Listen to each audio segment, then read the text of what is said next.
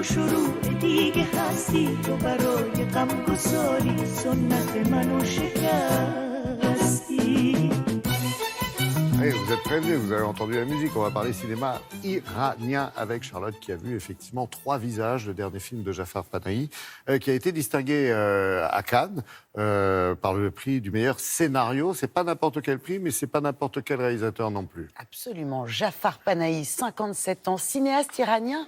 Clandestin, puisque en 2010, il a été... interdiction de travailler. Absolument, il ne peut plus travailler, plus tourner de films, plus donner d'interviews. En 2010, il a été emprisonné pour propagande contre la République islamiste. Depuis, il en est sorti parce que des personnalités comme Spielberg, comme Oliver Stone, comme Scorsese étaient montées au créneau. Mais astreinte, assignation à domicile et interdiction de tourner des films pendant plus de 20 ans. Ce monsieur-là, qui est une figure de proue de la nouvelle vague iranienne, est un habitué des prix Laurent, multiprimés dans le monde entier, habitué à l'or. Caméra d'or, Ours d'or, Lion d'or et maintenant prix du scénario. Vous vous souvenez son dernier film en 2015, Taxi Téhéran? Oui.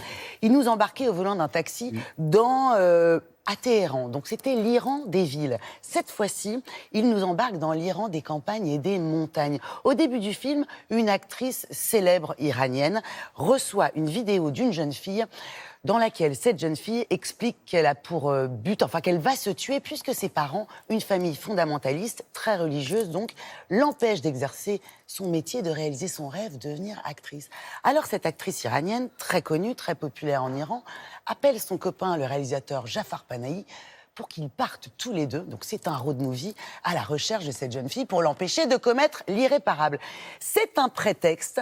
Jafar Panahi nous plonge à travers sa caméra dans un portrait, une radiographie de l'Iran, des montagnes, mais aussi il met la lumière sur le statut, la condition des femmes en Iran, un Iran très patriarcal. Alors, on n'a pas rencontré Jafar Panahi puisqu'il a pas donné des interviews. Alexandre Malégui est son distributeur et producteur également d'un autre cinéaste iranien très connu qui était à Cannes, Asghar Farhadi.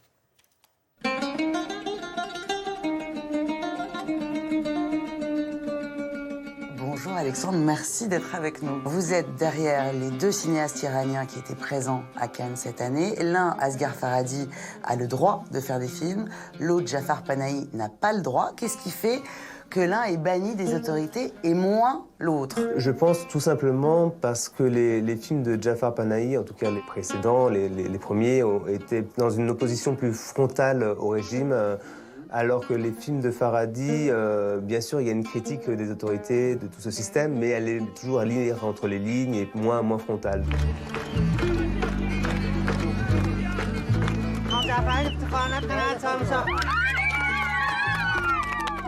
Sur ce nouveau film, Jafar Panahi est allé loin de Téhéran, donc loin des regards des autorités, dans une campagne dans les montagnes ouais, où personne ne va. Donc il arrive à contourner cette interdiction de tourner. Par contre, l'interdiction lui pèse beaucoup dans le sens où ces films n'ont pas de vie en Iran, pas de promotion, pas de publicité. Il a l'interdiction de donner des interviews. Les films sont montrés sous le manteau, sur le marché noir. Il y a des DVD comme ça à bas prix qu'on trouve dans toutes les rues de Téhéran. Et je trouve que le poids comme ça des contraintes le force à être encore plus créatif, plus inventif, et c'est ça qui est magique dans son cinéma.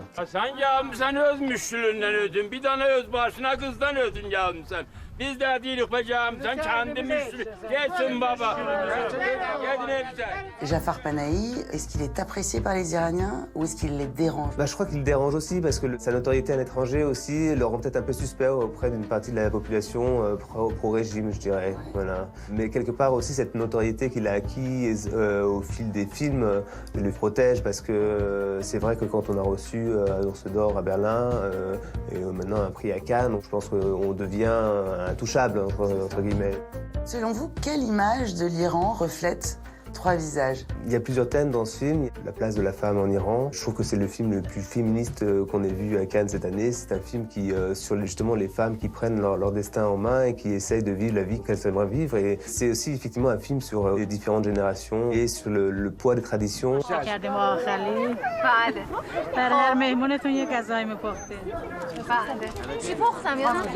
Behnaz Jafari, elle est, je crois, extrêmement populaire en Iran. Est-ce que vous pensez que pour elle, c'était délicat de tourner pour Jafar Panahi? Je pense effectivement que c'est un vrai acte politique de tourner avec Jafar qui est interdit de réaliser des films. Donc je ne pense pas qu'à ce jour elle ait eu des problèmes. Et encore une fois, je pense que cette vitrine à Cannes, cette notoriété, ce prix La protège Voilà, aussi. la protège. Mais oui, je crois là, pour le coup, elle prend un risque.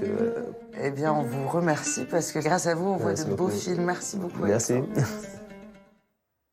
Panahi, c'est aussi un poète. Charlotte, est-ce qu'il nous a fait de l'humour dans ce film? Mais oui, étonnamment, Laurent, malgré la noirceur du propos, à savoir la difficulté à être un artiste en Iran et la condition des femmes, il y a des vrais moments de drôlerie à travers des portraits de ces villageois aux personnalités hautes en couleurs. C'est forcer un le petit trait un peu. bijou de film absolument qui sort ce mercredi.